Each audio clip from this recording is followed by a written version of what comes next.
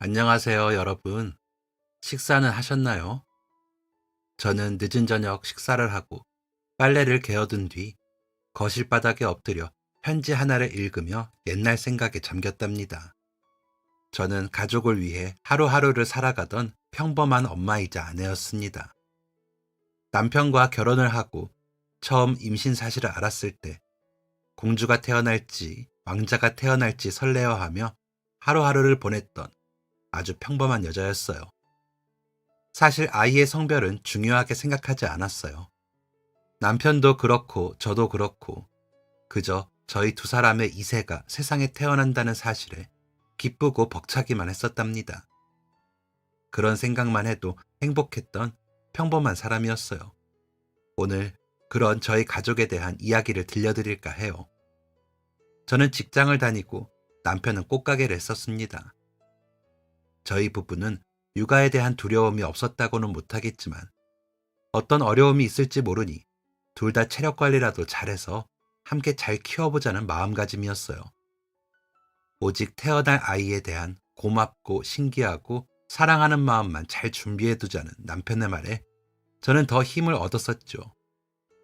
눈물이 날 만큼 지겨운 입덧에도 당황스러우리만큼 자꾸 잠이 오는 통에 회사에서 곤욕을 겪을 때에도 행복한 우리 가족의 미래를 상상하며 훌륭한 엄마가 되기 위한 마음을 다지고 또 다졌었답니다. 그렇기 때문에 저는 누구보다 좋은 엄마가 될 것이라고 생각했었고, 어떠한 변수가 찾아오더라도 차분하고 침착하게 아이를 위한 방법을 찾을 수 있을 것이라고 생각했었어요. 남편도 마찬가지였고요. 하지만 미처 예상하지 못한 변수가 저희를 찾아왔습니다.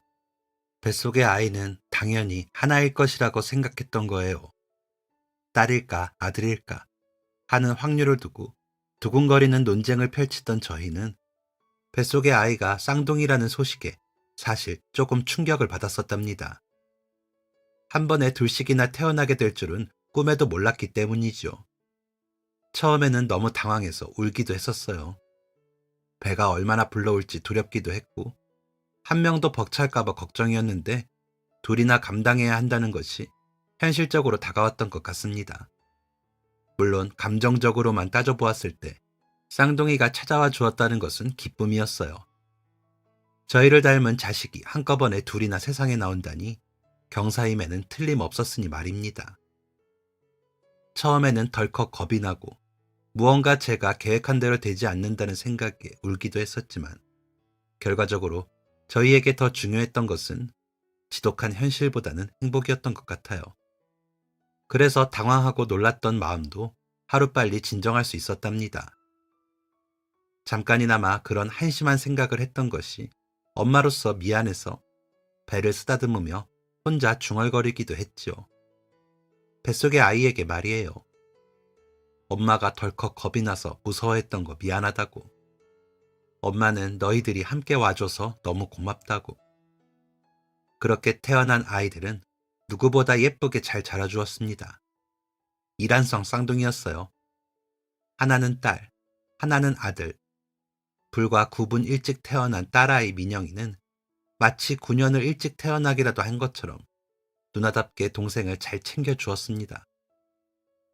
엄마 아빠를 대신해 동생을 혼낼 때는 따끔하게 혼낼 줄 알고 어르고 달래는 것은 아빠보다 더 잘했었답니다. 자기만한 애한테 누나랍시고 제법 늠름한 모습을 보이는 딸아이에게 저도 모르게 심적으로 많이 의지하게 되었던 것 같아요. 그리고 웃긴 것은 아들 녀석도 자기랑 겨우 9분 차이 나는 누나에게 한 번 대들지도 않고 착한 동생으로서의 역할을 충실히 수행했다는 것입니다. 두 녀석이 그렇게 완벽한 쌍둥이 남매로 예쁘게 자라주는 덕분에 저희 부부는 열심히 일을 해서 아이들을 위한 것들을 하나둘 마련할 수 있었습니다. 쌍둥이 육아요? 솔직히 힘들긴 했답니다. 주변에 누가 쌍둥이를 갖게 되면 누구보다 앞장서서 성심성의껏 저의 육아 노하우들을 전수해 주었지만 그것보다 힘들어하는 엄마들에게 위로의 맥주 한 캔을 건네는 것이 저의 수많은 노하우들보다 더 그들을 힘나게 했을 거예요. 그만큼이나 저는 자신 있게 말할 수 있습니다. 육아 아무나 하는 것 아니라는 걸요. 쌍둥이 아무나 낳는 것 아니라는 걸요. 하지만 그럼에도 불구하고 해내는 것이 부모라고 생각합니다. 아마 이 이야기를 듣는 세상의 모든 어머니, 아버지들이 그렇게 생각하시겠죠. 떨기도 많이 떨고 하루 종일 종종걸음으로 살았지만 그래도 저와 남편은 그렇게 철저한 협력 아래에서 아이들을 무사히 키워낼 수 있었습니다. 주변에서는 쌍둥이를 낳았다는 소식에 저보고 회사를 그만두어야 하지 않느냐고 물어왔지만 모르시는 말씀. 하나일 줄 알았던 아이가 둘이 되니 드는 돈이 더 많았고 그렇기 때문에 저희는 더욱더 맞벌이를 해야 하는 상황이었답니다. 회사에 휴직계를 쓰고 가지고 있던 연차를 싹 다 긁어쓰고도 시간이 모자랐어요. 남편도 나가는 인건비를 줄이려면 자기가 직접 가게에 나가 있는 수밖에 없었고요. 그렇다고 그 어린 나이 둘을 데리고 꽃집에서 육아를 할 수도 없었습니다. 하는 수 없이 아이들은 자연스레 시부모님과 부모님의 손을 왔다 갔다 하며 자라야 했고 그마저도 죄송하고 눈치가 보여 9개월 만에 어린이집에 보냈습니다. 모든 부모들이 공감하는 상황이겠지만 어린이집에 보낸다고 다가 아니더군요. 남편도 저도 몸은 일터에 있었지만 마음은 아이들에게 가 있었습니다. 그렇게 키운 아이들은 초등학생이 되고 나서도 같은 방식의 반복이었어요. 학교를 마치고 돌아오면 자연스레 학원에 보냈죠. 학교 수업이 끝나고 어딘가에 모여서 학습할 수 있는 환경이 있다면 무조건 찾아서 그곳으로 보냈던 것 같아요. 그러는 과정에서 자연스레 9분 일찍 태어난 딸아이가 동생을 챙기게 되고 누나로서의 행동이 자리 잡게 되었던 것 같습니다. 정작 부모인 저희들은 한 번도 딸아이에게 그런 것을 가르친 적이 없었는데 스스로 그것을 깨달은 딸아이에게 어찌나 미안하고 고마운지 몰라요. 그렇게 돈을 잘 버는 직업을 갖지 못했음에도 그 일을 해야만 한다는 이유로 함께 있어주지 못했던 우리. 그래도 그런 저희가 아이들을 위해 꼭 지켰던 것이 있습니다. 그건 바로 일요일을 반드시 함께 보내는 것이었어요. 평일 내내 하루 종일 집이 아닌 바깥으로 돌고 돌아야만 밤이 오던 아이들이었기 때문에 주말에는 온전히 집에서 가족들과 시간을 보내며 마음이 안정되기를 욕심부렸던 것 같습니다. 그리고 고맙게도 아이들은 그 시간을 즐거워해 주었죠. 저희 부부에게도 그 시간들은 행복한 시간이었어요. 그토록 사랑하는 두 아이와 함께 웃고 떠들며 주말을 보내다 보면 시간이 가는 줄 몰랐습니다. 가족들과 함께 보내는 주말은 저와 남편에게 일주일을 잘 버텨냈다는 보상이었어요. 아마 두 아이들에게도 마찬가지였을 것입니다. 그래서 주말에는 조금 멀더라도 아이들이 가고 싶어 하는 곳을 찾아다녔어요. 그런데 그것도 한때뿐이더라고요. 크면서 자연스레 절친한 친구들과 붙어 다니면서부터 아이들은 엄마 아빠와 함께 놀러 다니는 주말을 그렇게 좋아하지 않았어요. 학교 친구들과 보내는 주말을 좋아하는 아이들에게 억지로 우리와 추억을 만들어야 한다고 고집을 부릴 순 없었습니다.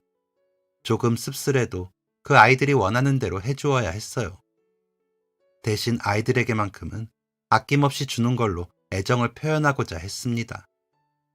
주말에 함께 시간을 보내면서 맛있는 걸 먹이지 못하는 대신 평일, 주말 상관없이 먹고 싶다는 치킨을 마음껏 먹게 해준다던가 하는 방식으로 말이에요. 어렸을 때 겪었던 결핍이 남아있지 않기를 바라는 마음에서였던 것 같아요. 하고 싶다, 먹고 싶다 하는 것들에는 안 된다 라고 말하는 법이 없었습니다. 그러면서도 고민은 있었습니다. 이렇게 원하는 걸 다 들어주면서 키워도 되는 걸까? 혹 버르장머리 없는 아이로 자라진 않을까? 하지만 부모들의 걱정과는 다르게 아이들은 욕심 없는 사람으로 자라주었습니다. 없는 돈 쪼개어 아이들에게 몽땅 쓰는 것이 어느 날에는 버겁기도 했지만 나쁘게 자라지 않고 착하게 커준 것에 저희는 늘 고마워했었어요. 아이들의 사춘기는 길다면 길고 짧다면 짧은 속력으로 그렇게 지나갔습니다. 사춘기가 지나고 고등학생이 된 아이들은 가끔가다 먼저 저희를 향해 주말에 놀러 가자는 말을 꺼내주기도 했답니다. 남편과 제가 그때 참 많이 웃었던 것 같아요. 그냥 왠지 그런 모습들을 볼 때면 아직 덜 컸다는 걸 알면서도 다 컸구나 하는 생각이 들었다고 해야 할까요? 의도한 것은 아니었지만 민영이는 저를 더 잘 따랐고 민준이는 남편을 더 잘 따랐습니다. 남편은 농담식으로 그런 말을 하기도 했었어요. 저희가 서로의 외모에 이끌렸던 것처럼 아이들도 그런 것이 아니겠느냐고 말이에요. 딸아이 민영이는 남편의 얼굴을 더 닮았고 아들인 민준이는 저의 얼굴을 더 닮았기 때문에 하는 소리였어요. 그렇게 자연스레 저희는 친구 같은 부모가 되어 있었습니다. 민준이는 주말 아침마다 남편과 함께 농구를 하러 공원에 나갔고 저는 민영이의 방에 앉아 끝날 듯 끝나지 않는 수다를 들어주었습니다. 시간이 너무 빨리 흐른다는 딱 한 가지 단점만 빼면 참으로 완벽한 꿈꾸던 가정 안에 제가 있었던 것 같아요. 게다가 아들인 민준이는 공부까지 잘했었습니다. 학교에서 1등은 물론 전국 1등을 하기까지 했었거든요. 남편과 저는 어떻게 우리 같은 부모 밑에 이런 아들이 태어날 수 있었을까 하며 똑똑한 아이로까지 자라준 민준이에게 고마웠었어요. 행복했어요. 사랑을 주고받는 가족이 있다는 것이. 왜 사람이 너무 행복하면 불안할 때가 있다고도 하잖아요. 저는 그렇게 행복한 시간을 보내면서 단 한 번도 불안한 적이 없었어요. 근데 어쩌면 그런 저의 오만한 태도가 불행의 씨앗을 불러왔는지도 모르겠습니다. 행복할 때의 저는 그저 막연히 저희 가족이 행복하기만 할 것이라고 생각했었던 거예요. 왜 그렇게 한 줌의 불안 없이 살았는지 모르겠어요. 제가 지금 이 이야기를 하는 건 한때 제 삶의 전부였고 때로는 저의 세상이기도 했던 저의 남편에게 생긴 일 때문입니다. 그때는 아이들이 17살이었고 지겨운 장맛비가 끝을 모르고 내리던 한여름이었어요. 속이 불편해서 진료를 받으러 병원에 갔던 남편으로부터 걸려온 전화 한 통. 남편을 만난 이후 한 번도 들어본 적이 없는 떨리는 목소리였습니다. 여보, 나 어떡하지? 늘 듬직하기만 했던 남편이 저를 향해 어떻게 해야 하느냐고 물었을 때 저는 본능적으로 깨달았어요. 그 사람의 건강에 무슨 일이 생겼다는 것을. 아무것도 하지 않아도 된다고 답하고 냅다 병원으로 달려갔을 때 병원 앞에 놓인 벤치에 힘없이 고개를 숙이고 앉아있는 남편의 모습을 보았습니다. 조직 검사를 해봐야 한다는 말. 그 말을 들었을 때에도 너무 괴롭고 힘들었는데 끝내 남편이 암이라는 이야기를 들었을 때는 제 귀를 비눗물에 빡빡 씻어내고 싶을 정도로 괴로웠습니다. 믿고 싶지 않았어요. 그냥 제 귀가 잘못되었다고 혹은 눈앞의 의사가 단단히 오진을 했을 거라고 그렇게 생각하고 싶었습니다. 몇 날 며칠을 부정했는지 모르겠어요. 남편은 입을 꾹 닫고 아무런 말도 하지 않았습니다. 무섭고 두려웠어요. 남편에게 남은 시간은 길어야 6개월. 아이들에게도 사실을 말해야 했고 괴로워하는 저를 대신해 입을 꾹 닫고 있던 남편이 결국 입을 열었습니다.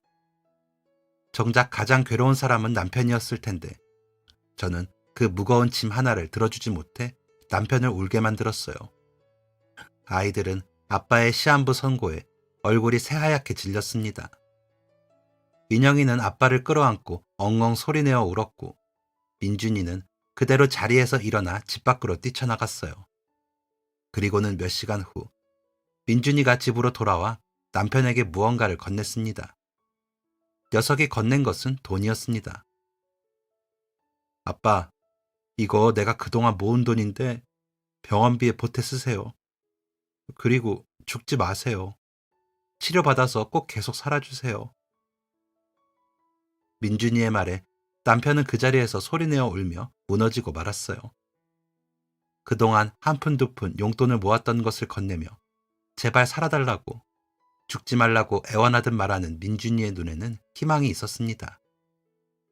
아마 남편도 그때 민준이의 표정을 읽고 그렇게 좌절할 수밖에 없었던 것 같아요. 끝내 그 희망을 저버려야 하는 부모의 심정을 저조차도 감히 헤아리기 어려웠으니까요. 남은 시간을 어떻게 해서든 좋은 추억을 만들며 보내보려 했지만 쉽지 않았습니다. 갈수록 남편의 몸 상태가 좋지 않았고 저희 가족들은 그 모습을 지켜보는 것 말고는 해줄 수 있는 것이 없었기 때문입니다. 그렇게 길어야 6개월이라던 남편의 시간은 고작 4개월 만에 끝이 나고 말았어요. 정말 힘든 시간이었습니다. 저도 아이들도 그리고 떠나야만 했던 남편도 모두가 괴로웠던 시간이었어요. 친구 같았던 아버지를 잃은 아들 민준이는 하루하루 메말라갔습니다. 그래도 민준이는 늘 저와 민영이 앞에서 괜찮다고 말했었어요. 걱정하지 말라고, 자기는 괜찮다고, 민준이가 씩씩하게 이겨내고 있다는 생각에 엄마인 저도 괴로움을 극복하기 위해 애썼던 시간이었습니다. 민영이도 마찬가지였고요. 하지만 남편이 죽고 내내 저희 앞에서 괜찮다는 말만 달고 살던 민준이가 그 예쁜 아들마저 결국 제 곁을 떠나고 말았습니다. 늘 위태롭고 아슬아슬했던 저희 세 사람의 날들에 민준이가 결국 참지 못하고 저희의 곁을 떠나고 만 것입니다. 그 예쁜 아이가 마지막으로 남겼던 편지에는 이런 말이 적혀 있었어요. 아빠가 없으니 세상에서 가장 친한 친구를 잃었다는 생각에 도저히 아무것도 할 수가 없어. 엄마한테 너무 미안해. 민영이한테도 미안해. 하지만 어쩐지 나는 아빠한테 더 미안한 마음이 들어. 내가 아빠에게 미안하지 않으려면 그곳에 따라가서 아빠의 친구가 되어드려야 할 것 같아. 내가 없으면 아빠는 얼마나 외롭겠어. 엄마, 민영아, 내가 죽는다고 해서 슬퍼하지 마. 왜냐하면 나는 좋은 마음으로 가는 거야. 아빠가 보고 싶어서 아빠를 보러 가는 거야. 그러니까 슬퍼하지 마. 울지 마. 미안해. 늘 괜찮다는 말을 입에 달고 살던 아들의 뒷모습에 그런 우울이 있는지 미처 몰랐습니다. 아니, 속은 힘들다는 걸 당연히 알고는 있었지만 그런 선택을 할 줄은 미처 몰랐습니다. 제가 아둔했던 거예요. 엄마로서 완전히 자격 박탈이었습니다. 민준이가 남긴 그 편지를 읽고 또 읽으며 얼마나 자책하고 울어댔는지 모르겠어요. 모든 것이 다 저의 탓이었어요. 평생의 동반자로 살겠다고 약속하고 남편의 가장 가까운 곳에 있으면서 암이라는 것도 알아채지 못하고 내 배 아파 낳은 자식이 아빠를 잃고 겉으로는 아닌 척하며 속으로는 썩어가고 있다는 것도 알아채지 못했습니다. 세상 가장 사랑했던 두 남자의 속에 병이 생겨버린 것을 알지 못했던 저는 남아있는 딸에게는 그러지 말아야 한다는 생각에 집착을 하기 시작했어요. 힘들어서 상실감에 엉엉 울고 지쳐있는 것도 한계가 있었습니다. 자꾸만 이런 생각이 들었기 때문입니다. 이러다 민영이마저 잘못되면 어떡하지? 그렇게 되지 않으려면 우선 제가 정신을 차려야 한다는 생각이 들었어요. 너무 힘들지만 저처럼 덩그러니 남겨진 저의 딸을 위해서 말이에요. 그래서 짧은 고민 끝에 다니던 회사를 그만두고 남편이 하던 꽃가게를 이어받아 그곳에서 시간을 보냈습니다. 새벽에 정신없이 꽃시장을 다니며 꽃을 사오고 하루 종일 꽃 손질을 하다 보면 그곳에 마치 남편이 함께하는 것만 같아서 마음이 차분해졌어요. 제 옆에 남편이 있다고 느끼며 머리와 마음으로는 아들 생각을 했습니다. 하지만 그런 저와는 달리 민영이의 슬픔은 잠잠해지기까지 시간이 많이 필요했습니다. 저는 그런 민영이를 안고 말했어요. 민준이의 말처럼 정말 아빠를 만나 두 사람이 행복한 시간을 보내고 있을 거라고. 그곳에서는 평일 주말 할 것 없이 두 사람이 매일같이 농구를 하면서 즐거워할 거라고. 그리고 마침내 지겹도록 같은 말을 반복하는 저의 말을 어느 순간부터 민영이가 믿기로 했는지 조금씩 달라지기 시작했습니다. 절대 오기 싫다던 꽃집에도 발을 들이고 다시 예전처럼 저와 수다를 떨면서 시간을 보내기도 했어요. 나중에 민영이가 그러더라고요. 이러다가 엄마마저 잘못되면 어떡하지? 라고 생각이 드니까 모든 게 멈춰졌어. 사실 그때 자기도 저랑 똑같은 생각을 하고 있었다고 말입니다. 그렇게 6개월 남짓한 시간이 흘렀어요. 속은 문드러져도 민영이를 보고 있으면 힘이 났어요. 부디 민영이도 저를 보며 힘을 내어주기를 바라고 또 바랐습니다. 회사를 그만두고 남편이 하던 꽃가게를 이어가기로 마음먹었을 때 경제적인 부분에 대해 걱정을 하지 않았던 것은 아니었어요. 남편을 따라 연애 시절 자격증을 따긴 했었지만 남편만큼 전문가는 아니었기에 서툰 구석이 많았던 저였으니까 말입니다. 어쩌면 꽃가게를 접고 회사를 계속 다니는 것이 아직 고등학생인 딸을 키우기에 더 안정적일지도 모른다는 생각이 들지 않았던 건 아니었어요. 하지만 가게에 하루 이틀 출근하는 날이 늘어나면 늘어날수록 그때 다니던 회사가 아니라 남편의 꽃가게를 선택하기를 참 잘했다는 생각이 들었습니다. 처음 다시 문을 열었을 땐 아름아름 소식을 전해들은 단골 손님들이 손에 작은 선물 하나씩을 가지고 방문해 주셨어요. 짧게 건네는 인사말 속에는 저를 향한, 그리고 먼저 하늘로 가버린 남편과 아들을 향한 위로의 말들이 녹아 있었습니다. 그 말들에 힘을 얻기도 했고, 무엇보다 이렇게 남편을 기억해주는 손님들을 위해서라도 열심히 해야겠다는 생각이 들더군요. 그래서 예약이 없는 날에도 남는 꽃들로 꽃다발을 연습 삼아 만들었습니다. 만들고 남아 팔지 못한 꽃들은 아직 힘들어하는 딸에게 줘보기도 하고, 다시 문을 열 때 소소한 것들로 도움을 주셨던 상가 이웃분들에게 드리기도 해보았어요. 그러면서 제 마음도 차츰 차분해진 게 아닐까 생각합니다. 그리고 무엇보다 남편이 좋아하던 일이라 더 애정이 갔던 것이겠죠. 돈 걱정에 가게를 접고 회사를 택했더라면 비워낸 상가 자리를 볼 때마다 내내 가슴이 쓰렸을 것입니다. 그렇게 꽃집 일에 적응을 해나가며 손님들과 교류를 하고 다시 문을 열었던 처음보다 예약이 꽤 늘어가고 있던 어느 날이었어요. 그날도 할머니 칠순이라며 꽃다발을 사라고 들렸던 한 손님에게 꽃을 판매하고 문 앞까지 짧은 배웅을 하고 있었습니다. 손님께 인사를 하고 돌아서려는데 20살쯤 되어 보이는 한 여자가 눈물을 쏟으며 가게 앞을 지나는 것을 보게 되었어요. 많아봐야 겨우 20살쯤 되었을 것 같은 앳된 외모였습니다. 아이고, 뭐가 그리 슬퍼서 주변 신경 안 쓰고 저렇게 서럽게 울며 걸어갈까? 의아한 마음이 들었어요. 길에서 그렇게 눈물을 흘리며 걷는 일이 잘 없으니까 말입니다. 조금 의아한 마음이 들었지만 그냥 지나가는 사람이니 무슨 좋지 못한 일이라도 있었나 보다 하고 넘겼습니다. 마침 가게로 손님이 들어오기도 했고, 그런데 몇 시간 후 예약받은 꽃다발을 만들다 우연히 바라본 유리창 너머의 풍경. 문득 그 익숙한 풍경 속에서 지금과 같은 장면을 어디서 본 적이 있는 듯한 느낌이 들었어요. 뭐 때문이지? 꿈속에서 봤나?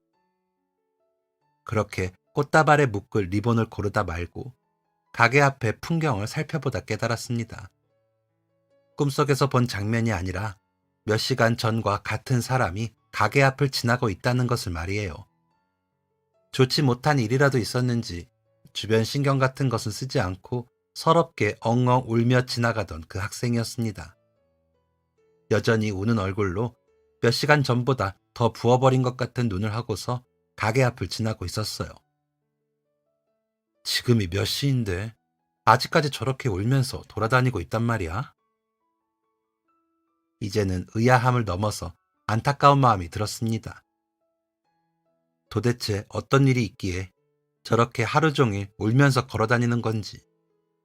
저는 손님에게 예약받은 그 꽃다발을 들고 나가 우는 학생의 뒤를 쫓았습니다. 저기요, 이봐요 학생. 제가 부르는 소리도 귀에 들리지 않는 건지 걷고 또 걷는 여자아이. 무슨 일이 있는 거냐고, 무엇 때문에 그렇게 서럽게 울면서 몇 시간째 거리를 방황하는 거냐고 물어보고 싶은 마음에 쫓아나간 것이었습니다. 하지만 막상 뒤를 돌아보는 그 학생의 얼굴을 보니 차마 물어볼 수가 없었어요. 처음 본 낯선 사람에게 무슨 말을 하고 싶겠어요. 조금 어릴 때이긴 하지만 제 딸에게도 그런 시기가 있었기 때문에 겪어봐서 알 것 같더라고요. 아마 물어도 대답하지 않을 것이라는 걸요. 오히려 모르는 아줌마의 그런 오지랖이 아이의 기분을 상하게 할지도 모르겠다는 생각이 들었습니다.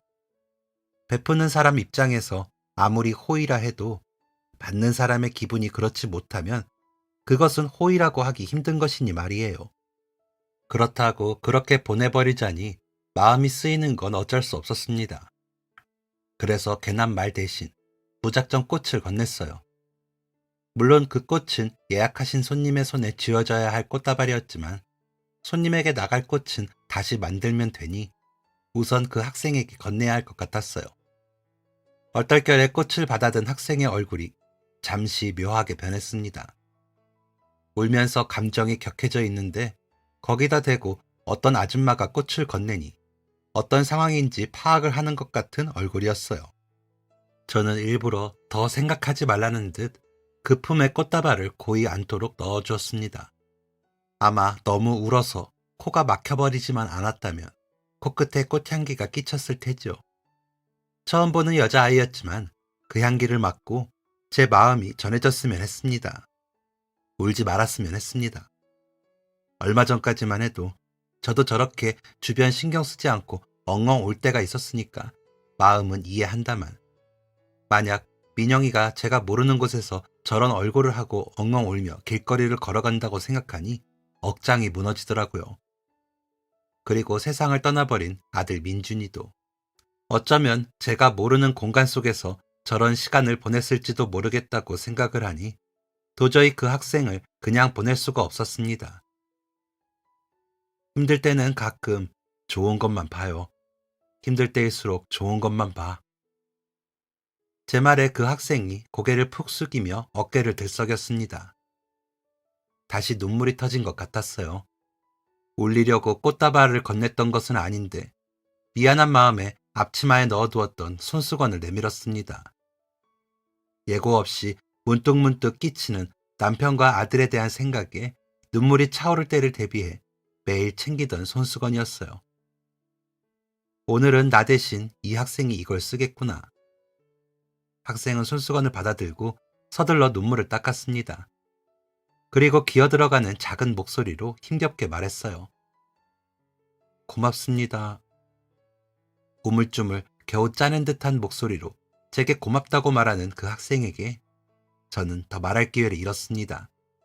그대로 동을 돌려 가던 길을 터덜터덜 걸어가는 그 학생을 2번 붙잡을 수가 없었기 때문이었어요. 무슨 일이 있건 간에 부디 좋은 생각만 하기를 바라고 또 바랐습니다. 그런 아이들을 보는 것이 영 남일 같지가 않았어요. 예전 같았으면 이렇게까지 마음 쓰이진 않았겠지만 민준이와 민영이로 인해 제가 달라진 것입니다. 힘없이 걸어가는 학생의 뒷모습을 한참 서서 바라보다 그대로 가게 안으로 들어와야만 했네요. 더 이상 제가 해줄 수 있는 건 없었고 그냥 조용히 속으로 기도하는 것밖에 없었어요. 아무 일 없기를, 무슨 아픔인지는 몰라도 잘 털어내고 다시 웃을 수 있기를. 그런데 며칠 후 그 학생이 다시 가게 앞을 찾아왔습니다.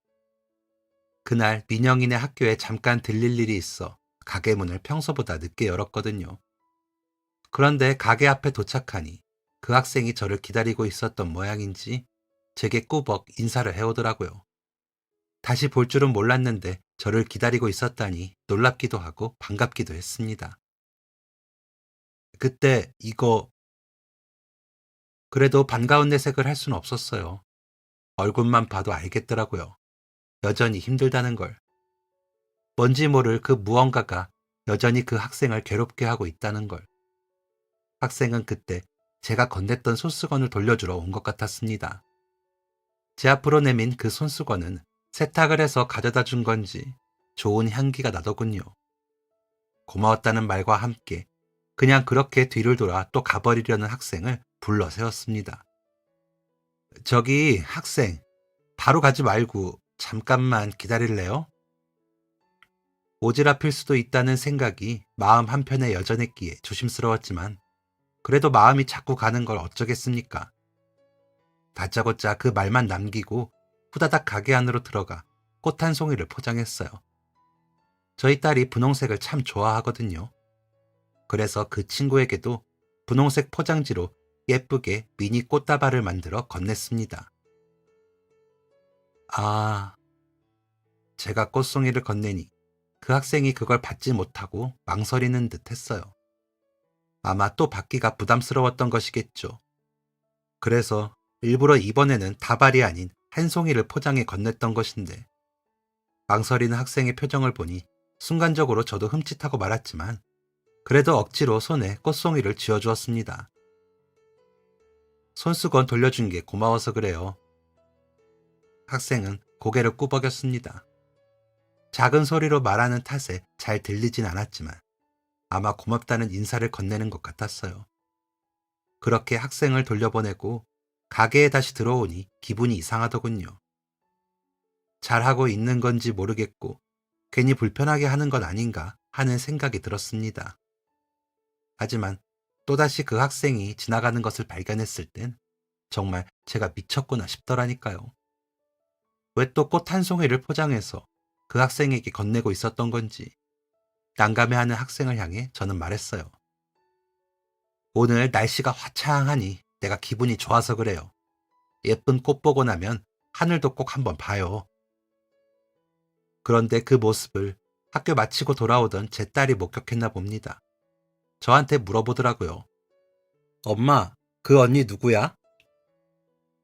그래서 딸한테 그 이야기를 해주면서 제 고민을 털어놓았어요. 언제나 그랬듯 친구처럼 민영이는 저의 고민을 들어주었습니다. 자꾸 마음이 가는데 해줄 건 없고 손에 집히는 건 꽃뿐이라 잠시라도 웃으라고 꽃을 주게 됐는데 부담스럽고 난감해하는 것 같아서 이젠 정말 그만해야 할 것 같다고. 그런데 제 이야기를 듣던 민영이가 그러더라고요. 그냥 계속 줘. 나는 괜찮을 것 같아. 아무리 모르는 사람이라도 나한테 좋은 말 해주면서 꽃을 주면 무슨 일인지는 몰라도 아주 작게나마 힘이 될 것 같은데. 딸의 그 말에 울컥 눈물이 차올랐습니다. 그 학생을 보며 제가 민영이 민준이를 떠올렸던 것처럼 그 마음을 꼭 들킨 것 같아서 눈물이 났어요. 힘들었던 시기에 민영이도 그런 위로가 필요했을 테니, 그래서 그 마음을 더 잘 헤아리고 있는 걸 알기에 속이 상하더라고요. 그러면서 동시에 저는 다시 마음을 고쳐먹게 되었습니다. 민영이의 말처럼 또 만나게 된다면 또다시 꽃을 건네야겠다고 말이에요. 그 후 저는 그 학생을 볼 때마다 꽃 한 송이를 건넸습니다. 아예 꽃을 미리 포장해두기까지 하면서 말이에요. 그리고 그렇게 10번 정도 꽃을 건넸을 때 그 학생이 자기가 메고 있던 배낭에서 무언가를 꺼내 건넸습니다. 또 저한테 꽃 주실 것 같아서 받기만 하기가 힘들어서 이거라도 드리려고요. 학생이 포장지에 곱게 싸서 건넨 것은 귤청이었습니다. 작은 유리병에 들어있는 노란 귤청을 보고 있으니 또 도무지 그 학생을 그냥 보낼 수가 없었어요. 나 귤청 엄청 좋아하는데 어떻게 알았어요? 지금 바로 한 잔 하고 싶네. 고마워요. 근데 미안한 부탁 하나만 해도 될까?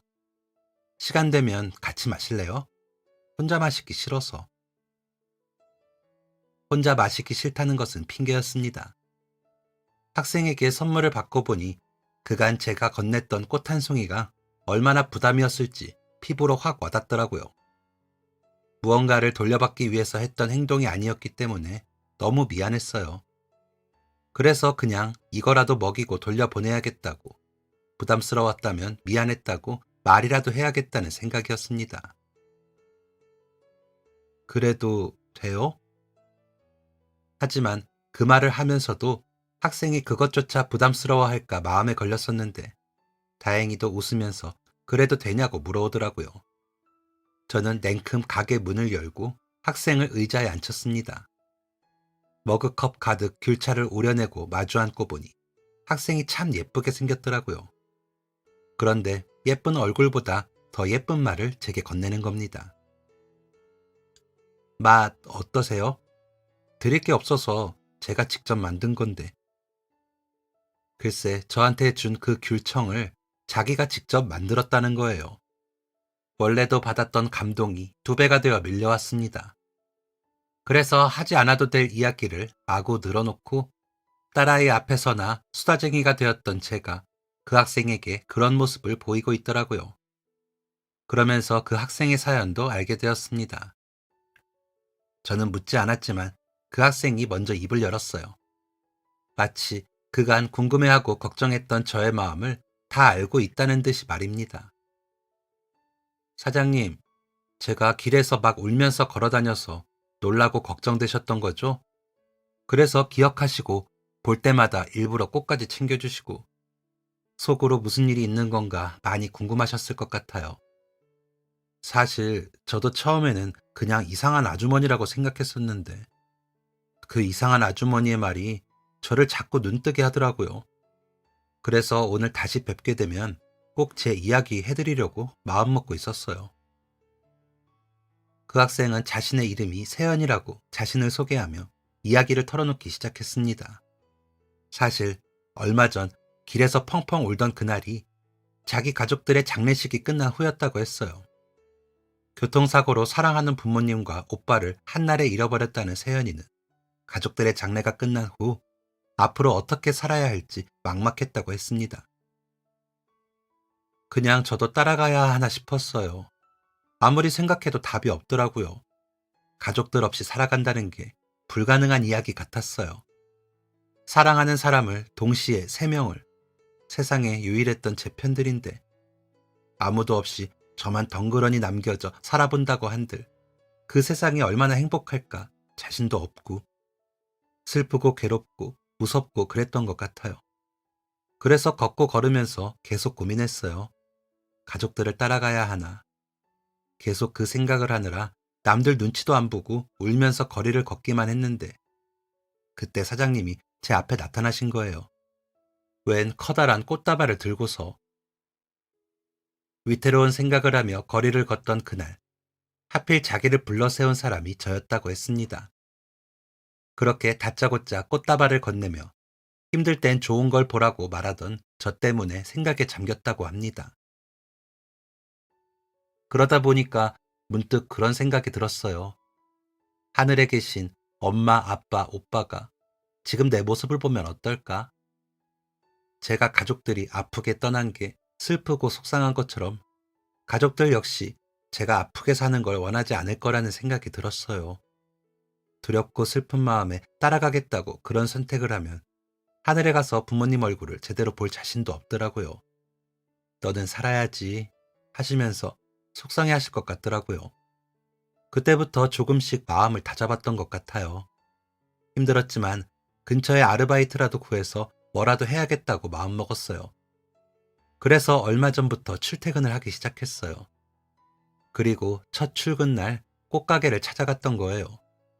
손수건을 돌려드리고 싶어서. 그때도 제 얼굴이 많이 안 좋긴 했었죠. 그래도 매일 주시던 그 꽃 덕분에 저 정말 많이 위로받았어요. 감사합니다. 세연이의 이야기에 가슴이 뜨거워졌어요. 정말 다행이라고 꽉 잠긴 목소리를 힘들게 끌어내서 겨우겨우 그 아이를 안았습니다. 뜨거운 눈물이 왈칵 터져 나올 것만 같았어요. 위암으로 괴롭게 떠나간 남편과 그 남편에 대한 그리움 때문에 저 스스로 목숨을 끊은 아들이 생각났습니다. 그리고는 세연이는 저희 아들처럼 그런 선택을 하지 않아서 정말 다행이라고 생각했습니다. 처음 꽃다발을 건넸던 그때의 제 작은 기도가 이루어진 셈이었어요. 그렇게 저희 두 사람은 많은 이야기를 나누며 한층 가까워졌습니다. 아르바이트를 시작했다던 세연이는 오며 가며 종종 저희 꽃가게에 들러 저와 함께 대화를 나누곤 했어요. 그러다 세연이가 민영이와도 가까워지면 어떨까 하는 마음에 집에 초대도 했습니다. 세 명이서 같이 밥을 먹으니 집도 오랜만에 꽉 차는 기분이 들더라고요. 두 아이도 자기들끼리 대화가 잘 통하는 것 같았어요. 그러다 세연이가 명문대 학생이라는 걸 알게 되었는데 그걸 알게 된 민영이가 너무 놀라서 정말이냐고 깜짝 놀라며 되묻자 쑥스러워하던 세연이가 한 가지 제안을 해왔습니다. 자기가 위로받았던 것이 감사한데 민영이의 과외를 해주면 어떻겠느냐고 말이에요. 자기가 봤을 때 민영이가 공부에 욕심이 있어서 자기가 잘 가르칠 수 있을 것 같다고. 민영이는 좋다고 감격한 얼굴로 저만 바라보고 있고 그런 둘을 보며 저는 속으로 생각했습니다. 민영이에게 공부를 시켜줄 수 있어 좋고 세연이에게는 과외를 핑계 삼아 돈을 줄 수 있으니 좋겠다고 말이에요. 그렇게 민영이의 명문대 특급 과외가 시작되었어요. 언니였던 세연이는 민영이에게 선생님이 되었고 동생이었던 민영이는 제자가 되어 열심히 공부를 했습니다. 그런데 한 달째 되던 날 과외비를 지어주었더니 세연이가 팔짝 뛰면서 그러는 겁니다. 그동안 제가 받은 위로에 고마워서 보답하려고 해드리겠다고 한 건데 이렇게 돈을 주시면 어떡해요. 못 받아요. 저 아주머니 없었으면 지금 살아있지 않을 수도 있어요. 그러면 자기의 보답하는 마음이 퇴색되는 것 같아 싫다고. 예상치 못한 이야기에 저도 당황했어요. 그래서 고민을 하다가 첫 달만 과외비를 주지 않는 걸로 합의를 보았습니다. 저도 제 마음을 전하고 싶어 그러기로 했던 거였기 때문에 그런 식으로 공짜 과외를 맡기고 싶지가 않더라고요. 그리고 결국 민영이는 세연이의 도움으로 명문대를 입학하게 되었답니다. 세연이의 후배가 된 셈이었죠. 두 아이가 같은 대학에 다닌다는 것이 얼마나 안심이 되고 든든하던지 그렇게 자매처럼 잘 지내주는 것이 얼마나 고마웠는지 모릅니다. 그렇게 자연스럽게 세연이와 저는 둘도 없는 사이가 되었습니다. 학년이 올라가고 취업을 하면서 자기 시간도 부족했을 텐데 잊지 않고 저를 찾아와 저와 시간을 보내준 고마운 아이랍니다. 저희가 가까운 사이가 될 수 있었던 건 모두 세연이의 덕분이었습니다. 저도 저희 딸도 겉보기에 멀쩡한 사람인 척 하루하루를 살아가고 있었지만 남편과 아들을 떠나보내고 힘든 속은 여전했었는데 세연이와 서로 의지하며 이겨낼 수 있었던 것 같아요. 사랑하는 사람을 잃고도 씩씩하게 살아가는 각자만의 방법을 서로가 서로에게 알려주고 있었던 셈이죠. 세연이는 제가 줬던 꽃다발에 힘을 얻었다고 했지만 저는 반대였어요. 저도 민영이도 오히려 세연이에게 힘을 얻었으니까 말입니다. 그 인연이 벌써 20년째 이어지고 있습니다. 이제는 정말 딸과도 같은 사이가 된 지금 여전히 민영이를 동생처럼 여겨주는 세연이에게 고맙고 그런 세연이를 잘 따르는 민영이에게도 고마워요. 두 딸이 저를 믿고 의지해주는 것도 고맙고 말이에요. 시간이 벌써 그렇게 흘렀는지 어느덧 세연이가 결혼을 할 나이가 되었더라고요. 그래서 작년에는 세연이의 결혼식 혼주석에 제가 앉기도 했답니다. 남편 없이 혼주석에 앉게 될 날을 여러 번 속으로 연습하고 마음의 준비를 했었지만 막상 그날이 오니 떨리고 긴장되었어요. 하지만 언제나 그랬듯 제 손을 꼭 잡아주는 두 딸이 있기에 든든한 마음으로 그 자리에 앉을 수 있었습니다. 예식이 끝나고 제게 편지 하나를 건네던 세연이. 그 편지 속에 쓰여있던 내용이 아직도 가슴속에 꽃피어 있습니다. 그때 그 꽃 한 송이로 자기 인생이 바뀔 수 있었다고. 제가 세연이 인생의 꽃 같은 사람이라고 그렇게 쓰여 있었거든요. 하지만 시간이 흐른 지금도 저는 세연이와 다르게 생각하고 있습니다. 그 꽃 한 송이로 인생이 바뀐 사람은 저라는 것을요. 가뭄 나듯 메말라 있던 저와 민영이의 가슴에 꽃 한 송이를 피워준 사람은 세연이었으니까 말입니다. 어쩌면 우리는 서로가 서로에게 꽃이 되어주었던 것일까요? 꽃처럼 예쁘고 향기로운 참 고마운 두 딸. 아직도 가슴 한편은 남편과 아들에 대한 그리움이 사무치지만 그래도 이렇게 사랑스러운 두 딸과 함께 살아갈 수 있음에 감사합니다. 오늘 그 편지를 다시 꺼내보는데 새삼 부끄러운 마음이 듭니다. 내가 누군가에게 꽃 같은 사람이었다니 하는 생각에 말이에요. 어쩌면 꽃가게를 하던 남자와 사랑에 빠졌을 때부터 저는 꽃 같은 사람을 만날 운명이었던 걸까요? 앞으로 남은 세월 되도록 두 딸의 곁에서 오래오래 건강한 모습으로 엄마로서 줄 수 있는 사랑을 가득 주면서 그렇게 살고 싶어요. 삶이 영원할 순 없으니 두 딸이 저 때문에 울지 않을 수 있는 날이 될 때까지만이라도 오래오래 이 사연을 제 두 딸과 하늘에 있는 남편, 아들, 그리고 세연이 식구들에게 바칩니다. 지금까지 사연 들어주셔서 감사합니다. 사연이 재밌으셨다면 구독과 좋아요를 눌러주세요. 감사합니다. 안녕히 계세요.